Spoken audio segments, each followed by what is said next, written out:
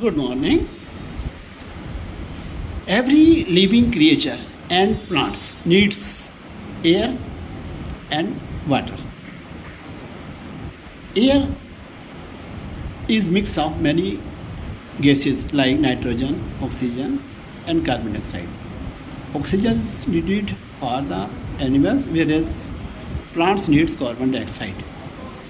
So God has made arrangement of air everywhere and also has made arrangement of water everywhere, almost everywhere by rain. So it means the rainwater should be absorbed nearest to the point it comes from the sky by rain. The water stored in the ponds will serve two purposes. Number one, water evaporating from the ponds will create coolness in the air, and the water absorbed through the pond in the earth will promote greenery and which will evaporate the water through the leaves and will create coolness also.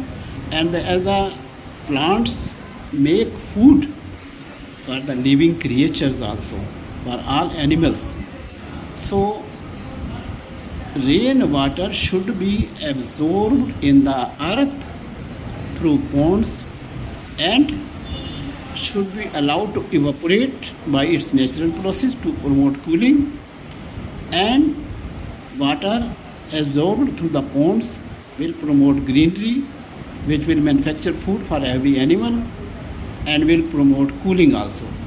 So rainwater should be absorbed through the ponds on the earth to the nearest point possible. The drainage system for rainwater is not so better as the ponds because drainage water collected minimize absorption and accumulate at a point which can bring flood and which is harmful for the every living creature and the plants also. So think over this, and if it looks good, the water should be absorbed at the point nearest to the rain. Thank you.